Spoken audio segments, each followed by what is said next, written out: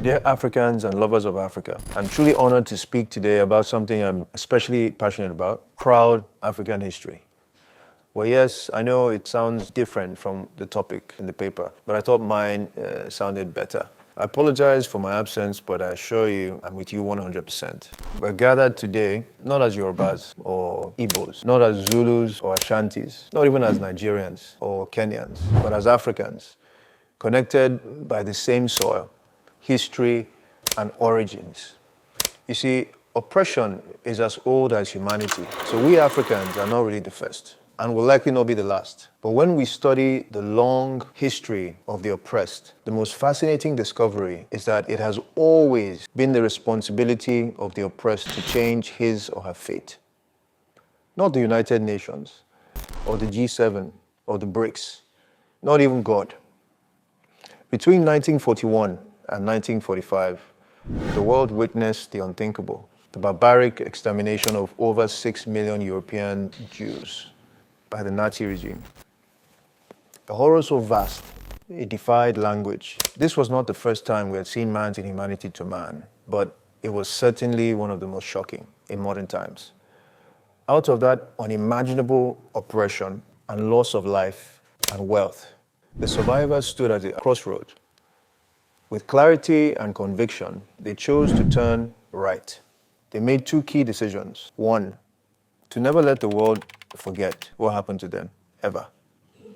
Two, to succeed so completely across industry, politics, science, and art that it could never, ever happen again. Now, regardless of how we feel about the Israeli nation today, the Jewish story is powerful. You see, they understood something fundamental that we Africans must consider today, that memory without mastery is still vulnerable, that dignity without economic power remains negotiable. The Jewish people chose both remembrance and reinvention, both history and the absolute resolve to determine their own future.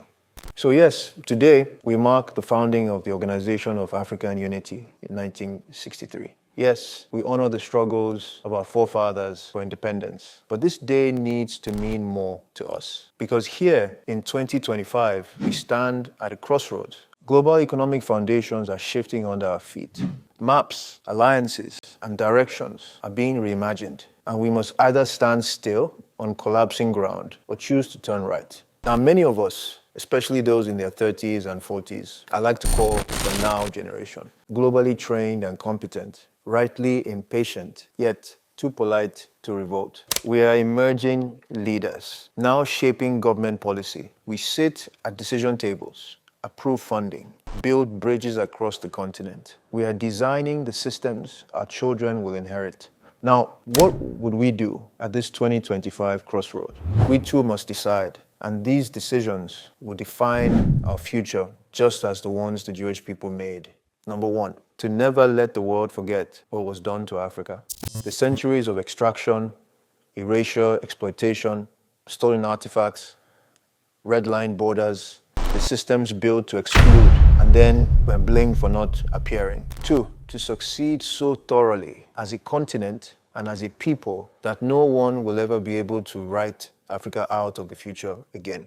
But this success will not come from sentiment or songs. It will not come from hashtags. It will come from capital. Because without capital, your ideas will remain imagination. Without capital, our SMEs, the lifeblood of African economies, remain stuck at the starting line. And without capital, the promise of this continent's tomorrow will never come. So today, we speak of unlocking capital for African SMEs, overcoming the financing gap. We're not talking about money. We're talking about freedom. Freedom to grow, freedom to compete in global markets, and the freedom to define ourselves on our own terms. This is the kind of capital we at Moneda are committed to unlocking. African capital. It's fundamentally different from global capital. It cares about the things we care about. Now, how do we unlock it? Where do we find it?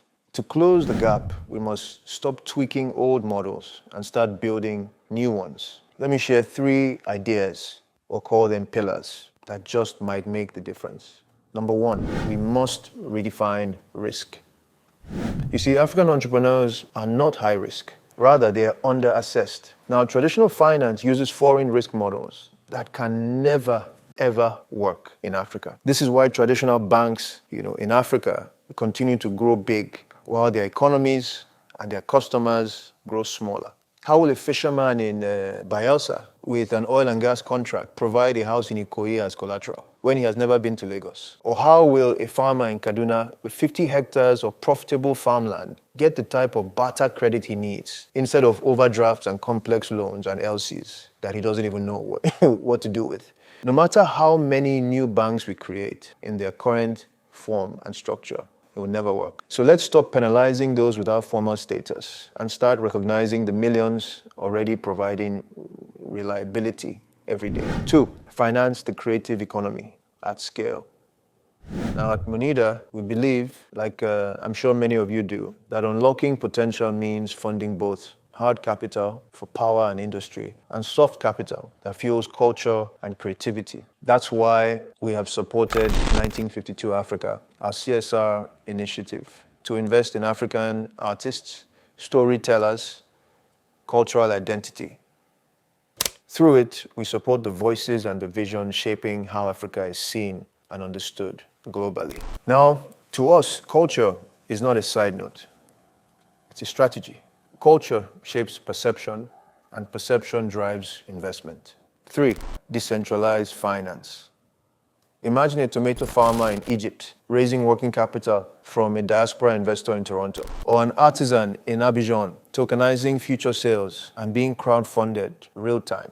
This is not fiction. It's already happening. Moneda Capital, and the team are working tirelessly with partners around the world to provide a trusted option for diaspora to not just remit money to support loved ones back home, but also to invest in profitable plus transformational ventures that make a difference in the continent. Now, what we must do is to scale that trust, infrastructure, and adoption. Finally, I would like to commend the leadership of Arcadia Media for this bold and necessary conversation on World Africa Day. Because when we unlock capital for SMEs, we're not just unlocking cash flows and profits. We're unlocking classrooms, careers, creativity, and confidence in the continent that has always had the capacity. Let us be the generation that finance Africa's rise with African capital. Thank you.